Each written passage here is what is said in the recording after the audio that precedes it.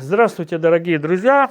Я продолжаю цикл уроков о том, как формируется осанка. И в своей деятельности я увидел, что у всех людей это происходит одинаково. И осанки, они довольно типичны. То есть, несмотря на то, что это некое наслоение одних влияний на другие, тем не менее, все это можно классифицировать. Я вам сейчас расскажу об осанке, в которой центр тяжести смещается вперед и основана на наклоне таза вперед. Давайте-ка я ее нарисую и потом расскажу. Итак, мы имеем правильную осанку. Что произойдет, если таз наклонится вперед? Ну, например, укоротится пояснично-подвздошная мышца. То есть снизу оставляем все как есть, а вот сверху у нас получается вот что. Произошел наклон таза вперед. Дальше вступит в силу компенсация. И как она будет выглядеть? То есть тело вот здесь выполнит прогиб и вернет в вертикальное положение. Ну или какой-то баланс веса. Но здесь натянется прямая мышца живота. Давайте я нарисую отдельно это или сотру лучше. Давайте я лучше сотру, чтобы это было более понятно.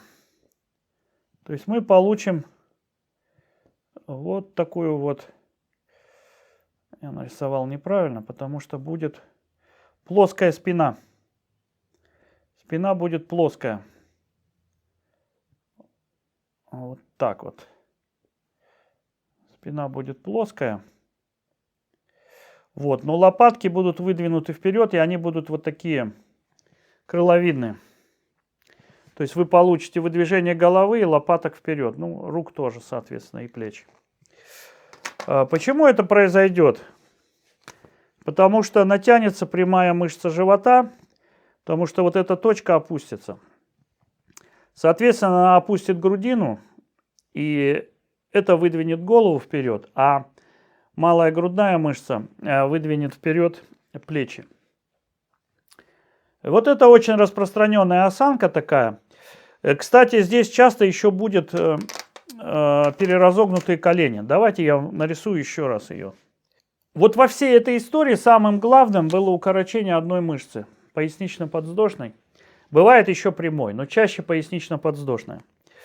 То есть вот этот переразгиб коленей, часто это просто компенсация для того, чтобы вернуть назад, потому что у нас все сместилось вперед, да? При наклоне, вот я зря стер, ну давайте еще раз. Потому что при наклоне вес тела переносится вперед. Вот. Вот он перенесся вперед. И теперь надо вот таз вернуть назад. Каким образом? За счет наклона голени. Раз. А второе это за счет прогиба в спине. За счет прогиба в спине. Вот. Таким образом, если это длилось долго, то вы получите несколько укороченных мышц. Например, это будет камбаловидная, пояснично-подвздошная, мышцы спины, грудные и даже, может быть, грудино-ключично-сосцевидные. Также может укоротиться мышцы пресса, но они будут в растянутом состоянии все равно, но могут стать неэластичными просто. Вот. И решать это надо все начинать именно с таза, с первопричины.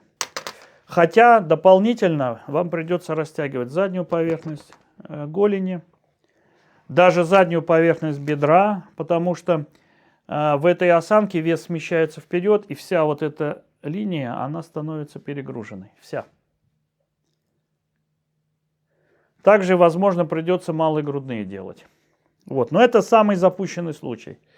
В самом простом варианте это просто вернуть таз на место, растянуть пояснично-подвздошную.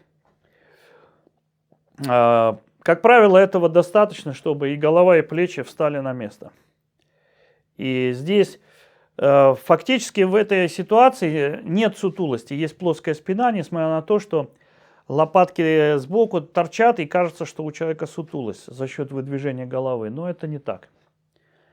Вот такая вот история с этой осанкой, и вот так ее надо решать.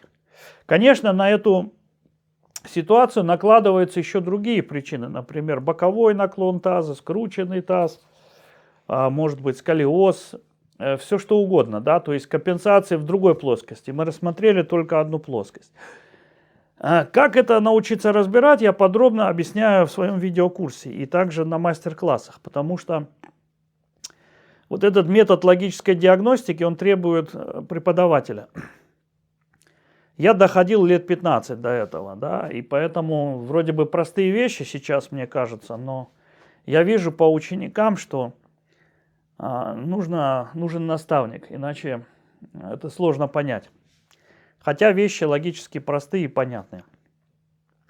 Вот, так что приходите учиться, смотрите видеокурс, участвуйте в мастер-классах, ну и я надеюсь, что мы встретимся и очно, потому что все, что я рассказываю, это 1/10 часть того, что я знаю.